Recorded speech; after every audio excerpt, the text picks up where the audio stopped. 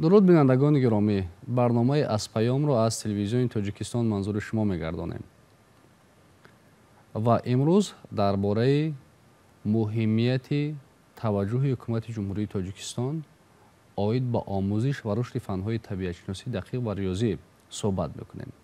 در صحبت ما اشتراک دارند اصل‌الدین اعظموف و نصرالله نظرالله‌یف، نامزدهای علم‌های فیزیک و متماتیکا، خادمان پیشبر علمی اکادمی ملی علم‌های تاجیکستان. فن‌های دقیق فن‌های بنیادی رشد سرمایه انسانی هستند و فن‌هایی هستند که برای با وجود آوردن تکنولوژی هوشمند و اداره نمودن آنها در مجموع زمینه اساسی می‌گذارند، پایدار می‌گذارند. اگر از همین دیدگاه با پیام پرزیدنت جمهوری تاجیکستان محترم امامعلی رحمان درباره سمت‌های اساسی سیاست داخلی و خارجی جمهوری نظر اندازیم، از همین نکته آغاز می‌شود. ابتدا می‌گیرد، یعنی توجه به نیروی ذهنی، تقویت بخشیدن نیروی ذهنی، ظرفیت‌های ذهنی جامعه که در جهان متمدن چنین که اساسی محسوب می‌شود. و اما گونه که اظهار شد، فن‌های طبیعت‌شناسی دقیق و ریاضی در همین زمینه فن‌های فوندامنتالی هستند، بنیادی هستند. از دیدگاه شما این چگونه می‌تواند شرح داده شود؟ در پیام اساسگزار صلح و وحدت ملی پیشوای ملت محترم امامعلی رحمان درباره سیاست داخلی و خارجی جمهوری که 28 دکبر سال 2023 به مجلس عالی جمهوری تاجیکستان ارائه گردید، درباره سمت رشد ساحه معارف و علم جمهوری تاجیکستان نظرهای مشخص مشاهده کرده می شود. در پیام به مجلس عالی جمهوری تاجیکستان پیشوای ملت محترم امامعلی رحمان آید به سمت‌های افضلیت‌ناک جمهوری دایر به سیاست خارجی داخلی، به ساحه‌های اقتصاد و صنعت، انرژتیکا، راه و نقلیات، حفظ اجتماعی اهالی، تندرستی، امنیت و مدافعه، جوانان، ورزش و سیاحی و مخصوصاً ساحه علم و معارف وظیفه‌های مشخص به میان گذاشته‌اند.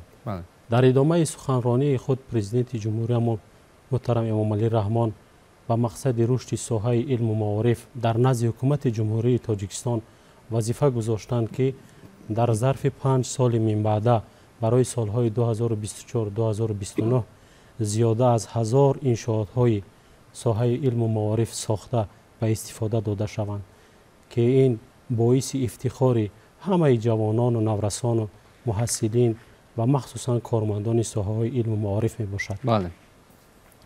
این چنین در دوام سخنرانی خود جناب عالی به مقصد رشد معارف و تربیه نسل نورس، نسل جوان کشور و این چنین هوسمند گردانیدن مادی و معنوی آموزگاران و کارمندان ساحه معارف پیشنهاد نمودند که از 1 ایول سال 2024 مزد کارمندان ساحه معارف و یک قطار ساحه‌های بودجه‌ای به اندازه 40% بلند برداشته شود. پیشوای ملت ضمن ارائه پیام به مجلس عالی جمهوری تاجیکستان بنیاد معارف ملی و تحصیل بین المللی را هدف اساسی و سمت سیاست خارجی داخلی جمهوری تاجیکستان ارزیابی نمودند. غمخواری نسبت به ساحه علم و معارف این بنیاد نیروی انسانی و آینده آباد و زیبای دولت و وطن زیبای خود می باشد. بنابراین ساحه علم و معارف در مرکز توجه حکومت کشور قرار داده شده برای بلند برداشتن سطح و صفت تحصیلات، آماده کردن کادرهای بلند اختصاص مخصوصا برای ساحه‌های فن‌های طبیعی دقیق و ریاضی و بلند برداشتن شوق و رغبت جوانان برای آموزش فن‌های طبیعت‌شناسی دقیق و ریاضی، این چنین تکنولوژی اطلاعاتی و از خود کردن زبان‌های خارجی مخصوصا زبان‌های انگلیسی و روسی باید اهمیت اولین درجه داده شود. وقتی که در همین مندرجه پیام توجه میکنیم که مسئله‌های معارف و علم در محور قرار دارند و توجه ویژه در همین سمت ظاهر گردیده است، دو مسئله کلیدی در همین سمت را پیشوای ملت مشخص پیشنهاد کردند با مؤسسه‌ها، نهادهای دخلدار که پی عملی کردن همین هدف‌ها باشند. یکم زبان آموزی جوانان дар маҷмӯъ агар гирем, дуюм ин таваҷҷӯҳи бештар зоҳир намудан ба омӯзиши фанҳои табиатшиносӣ ва дақиқ ва риёзӣ аст. Ба фикри шумо чӣ муҳимият дорад дар ҷаҳони мутамаддин, дар ҷаҳони муосир ҳамин роҳ овардан ба омӯзиш ва рушди фанҳои табиатшиносӣ ва дақиқ? албатта ки сарвари кишвар барои тақвият бахшидани ҳисси миллӣ, барои тақвият бахшидани ҳуввияти миллӣ, ифтихори ҳисси миллӣ аз ватану ояндаи зебои кишвар, аз фарҳангу миллати мардум, боз ҳам баланд бардоштани сатҳи саводнокию маърифатнокии мардум, албатта асосан байни ҷавонон ва наврасон, тақвияти завқи зебопарастии ҷавонон, як қатор озмунҳои ҷумҳуриявӣ, аз ҷумла озмуни ҷумҳуриявӣ илм фуруғи маърифат, озмуни ҷумҳуриявии Тоҷикистон ватани азизи ман ва озмуни ҷумҳуриявии фуруғи субҳи доноӣ китоб аст.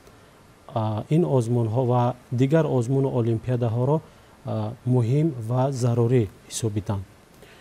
ногуфта намонад ки озмуни ҷумҳуриявии илм фуруғи маърифат маҳз ба хотири ташвиқу тарғиби фанҳои табиатшиносӣ, дақиқ ва риёзӣ ҳамасола баргузор мегардад ва тавассути ин озмун мо метавонем ки истеъдодҳои нодир аз насли наврас, аз ҷавони ояндасози миллатро ба даст биёрем ва инак соли чорум аст ки ин озмуни ҷумҳуриявии илм фуруғи маърифат дар саросари ҷумҳурии Тоҷикистон барпо шуда истодааст.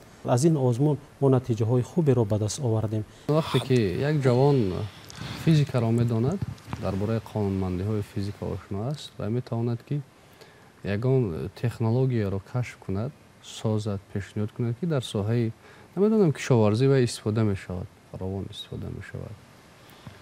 ё як нафар метавонад бо ҳамун зарфиятҳои зеҳнии худ аз фани математика як давлатро дар арсаи байналмилалӣ муаррифӣ кунад. мо гуна ки шоҳиди чандин мисолҳо ҳастем дар ҳамин бора. мо агар ба фанҳои табиатшиносӣ, дақиқ ва риёзӣ рӯ биёрем, ба кадом самтҳо дар ҳадафҳои стратегии давлат мо комёб мегардем, ба дастовардҳо комёб мегардем? дар замони ҷаҳонишавӣ пешрафти ҷамъият аз пешрафти илмҳои табиатшиносӣ, дақиқ ва риёзӣ вобастагии калон дорад. эълон намудани ин бисолаи илмҳои табиатшиносӣ, дақиқ ва риёзӣ барои амалӣ кардани ҳадафи чоруми стратегӣ, яъне саноатикунонӣ бо суръати кишвар нақши муҳимро мебозад. барои омода сохтани кадрҳои баландихтисос дар соҳаи илмҳои табиатшиносӣ, муҳандисон, инженерон, меъморон барои татбиқ намудани ҳадафи чоруми стратегӣ мусоидат мекунанд. умуман барои иҷрои ҳадафҳои стратегӣ ин солҳои даҳсолаҳо лозим аст. бе иҷрои ҳадафҳои пешинаи стратегӣ мо ҳадафи чоруми стратегиро амалӣ карда наметавонем. масалан баромадан аз бумбасти коммуникатсионӣ буд, ба истиқлолияти энергетикӣ соҳиб шудан буд. баъди пошхӯрии иттифоқи советӣ Тоҷикистон ин як кишваре буд ки маркази он мавсимӣ бо вилоятҳо алоқа дошт. минтақаҳои дигар танҳо мавсимӣ робита доштанд. масалан дар фасли зимистон дар шимор масалан вилояти Суғд, аз дигар тараф вилояти Бадахшон рафтуомад қатъ мегардид ки ин барои саноатикунонии кишвар хело муаммоҳо пеш меовард. имрӯз бисёр корҳо ба сомон расонида шудааст, роҳҳо сохта шудааст, нақбҳо сохта шудааст ки имрӯз бемалол аз як гӯшаи кишвар ба дигар гӯшаи кишвар рафтуомад доранд. барои амалӣ кардани ҳадафи чоруми стратегӣ ин ҳадафҳои пештара роли муҳимро мебозанд. чунки бе масалан роҳ, нақлиёт мо ин ҳадафро амалӣ карда наметавонем. бе истиқлолияти энергетикӣ амалӣ кардани ин ҳадаф душвор аст. бевосита ба донишҷӯён, ба насли ҷавон ҳамкорӣ доред, ба насли аз худ поёнтар. аз нигоҳи шумо имрӯз ҳамин насли ҷавони мо ба омӯзиши фанҳои табиатшиносӣ, дақиқ ва риёзӣ таваҷҷӯҳ доранд ё не, майл доранд ё не? бале, майл доранд. агар мо аз давраҳои пештар муқоиса карда оем, дар даврое ки мо донишҷӯ будем, шавқу рағбати донишҷӯён нисбат ба фанҳои табиатшиносӣ, дақиқ ва риёзӣ камтар буданд. баъди хатми донишгоҳ ҳамчун омӯзгор фаъолият намудем. аз муқоисаҳо ба хулоса омадам ки баъди таъсис додани маркази миллии тестии назди президенти ҷумҳурии Тоҷикистон аллакай донишҷӯ ҳуқуқи интихоб кардан ки пайдо кард, ман дар рӯзҳои аввал ки ба дарс медаромадам ба курсҳои якум аллакай ҳис мекардам ки хоҳишмандони илмҳои дақиқ дар аудитория зиёд мебошанд, яъне онҳо бо хоҳиши худ ба донишгоҳ таҳсил кардаанд. баъдан ман эълон намудани бисолаи илмҳои табиатшиносӣ, дақиқ ва риёзӣ ва дар ҳамин замина бо пешниҳоди асосгорои сулҳу ваҳдати миллӣ пешвои миллат Эмомалӣ Раҳмон гузарондани озмунҳои илм фуруғи маърифат боз як таконе шуд ки шавқу рағбати донишҷӯён ба илмҳои табиатшиносӣ, дақиқ ва риёзӣ боз зиёдтар шуданд. имрӯз мушоҳида мекунем ки ҳамон иштирокчиён, ғолибони озмуни илм фуруғи маърифат ки ҳамчун омӯзгор фаъолият мекунанд, имрӯз аллакай шогирдони он ғолибон низ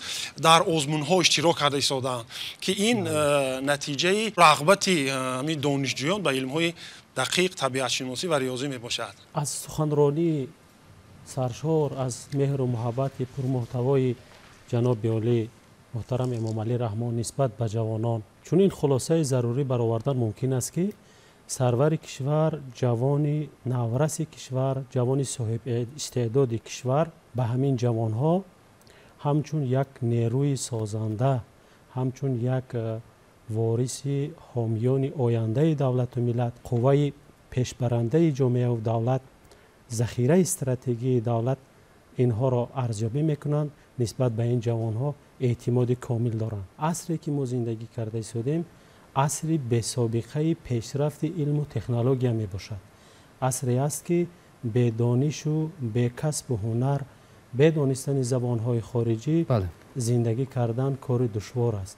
яъне замоне ҳаст ки тавассути илму дониши техника ва технология тамоми ҷабҳаҳои зиндагиро идора карда мешавад.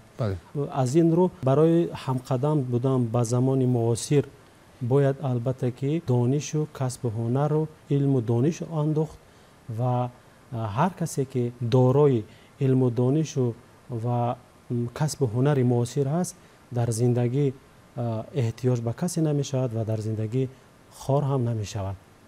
инҳо суханҳое буданд ки ҷаноби олӣ зимни ирояи паём ба маҷлиси олии ҷумҳурии тоҷикистон садо медоданд. сарвари кишвар як қисми баромади худро оид ба шарҳу таҳлилҳои рушди соҳаи маориф, нақшаҳо ва дастовардҳои ин соҳа манзур намуданд. сарвари кишвар борҳо таъкид карданд ки рушди устувории иқтисодии ҷумҳурии тоҷикистон ба рушди соҳаи илму маориф, махсусан ба рушди илмҳои дақиқ, табиӣ ва риёзӣ вобастагии калон дорад.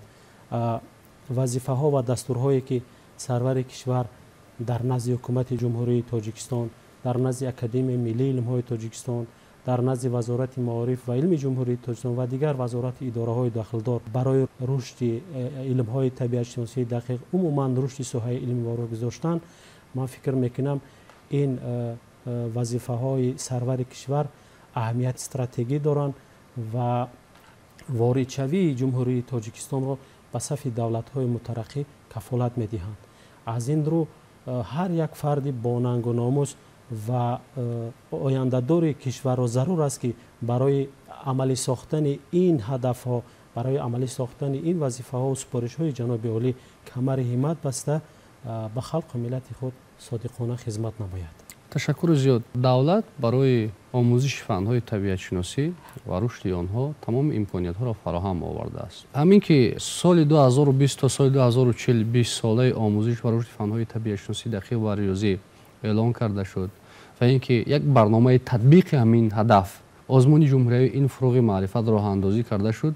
инҳо иқдомҳое ҳастанд ки ҳанӯз аз соли 2010 ибтидо мегиранд. яъне соли 2010 бо пешниҳоди пешвои миллат муҳтарам Эмомалӣ Раҳмон дар ҷумҳурии Тоҷикистон соли фарҳанги техникӣ эълон карда шуд ва соли фарҳанги техникӣ буд, яъне ки заминаҳои бунёдии худро аз қаблтар мегиранд. яъне давлату ҳукумат барои рушди ҳамин фанҳо ҳамин имкониятҳоро фароҳам овардааст. акнун вазифаи зиёён, омӯзгорон, онҳое ки барои таълими ҳамин фанҳо масъул ҳастанд дар муассисаҳои таълимӣ, дар муассисаҳои илмӣ чӣ аст дар ҳамин росто?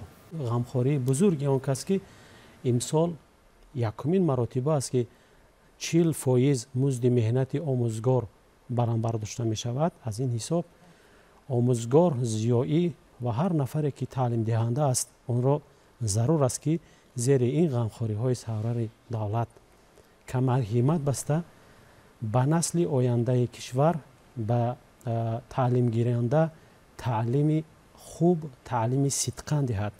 ӯ метавонад ки барномаҳои таълимии худро аз нигоҳи илм мукаммал намояд. Пеш аз ҳама барои он ки таълимгиранда ва донишҷӯ ҳар кас, ҳар нафаре ки набошад, хоҳ аз муассисаи миёнаи умумӣ то муассисаҳои олӣ, вақте ки нақшаи таълимӣ мукаммал шуд, завқи таҳсили хонанда низ дар ин баробар зиёд мешавад.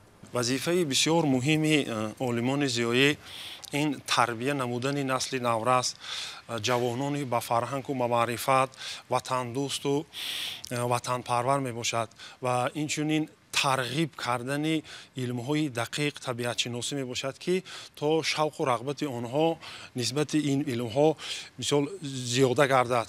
яке аз олимони забардасти кишвар муҳаммад осимӣ вақте ки аз мактабҳои вилоятҳо дидан мекарданд, дар ноҳияи восеъ дар як мактаб мераванд ва вақте ки аз назди синфхонаҳо мегузаранд, дар девор ба рӯзнома чашмашон меафтад ва дар он ҷо 4 мисра шеър нависта буд. ҳамон шеър диққати муҳаммад осимиро ҷалб мекунад ва вақте ки муҳаммад осимӣ наздик шуда он шеърро мехонанд, дар таги шеър нависта буд ки хонандаи синфи 4. баъд он кас дар ҳайрат мемонад ки хонандаи синфи 4 ин қадар қобилият доштааст ки мисол шеър навистааст ва аз директори мактаб хоҳиш мекунад ки бо ҳамин талаба ҳамсӯҳбат шаванд. вақте ки ба синфхона мераванд, ҳамсӯҳбат мешаванд, он шахс Камолиддин ҳамроҳиш Бойматов буд ва мебинанд ки бисёр як хонандаи доно, зирак аст. шавқу рағбати ин хонанда бисёр муҳаммад осимиро ба худ ҷалб мекунад.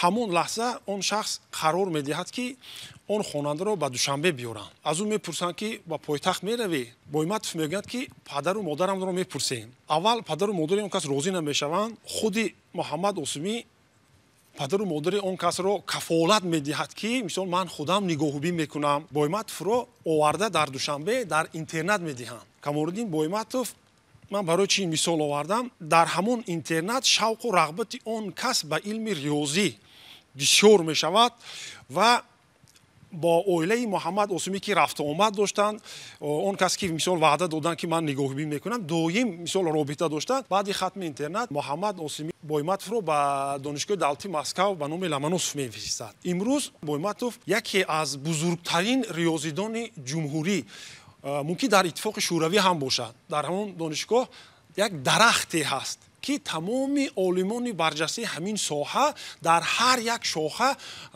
навишта шудааст номи онҳо.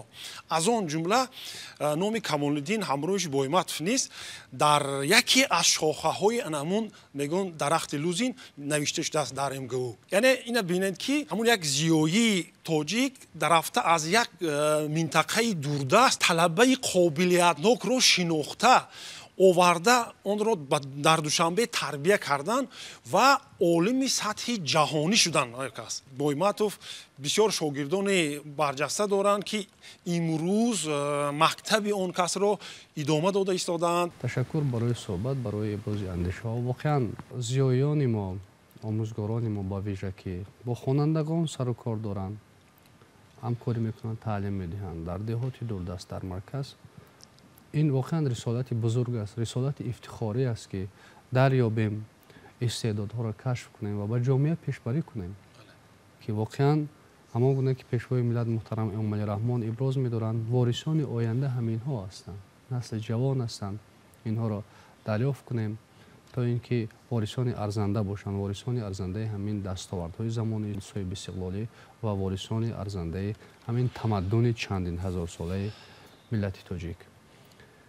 ва бовар ин аст ки ҷавонони мо аз ҳамаи ин ғамхориҳои давлату ҳукумат ба маврид ҳадафмандона истифода мебаранд ва олимони забардаст мешаванд, донишманд мешаванд ва метавонанд ки барои рушди Тоҷикистони соҳиби истиқлол дасти созанда дошта бошанд.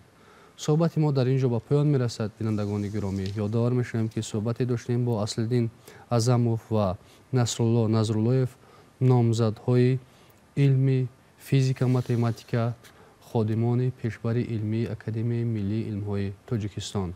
برنامه‌های دیگر تلویزیون تاجیکستان ادامه دارند.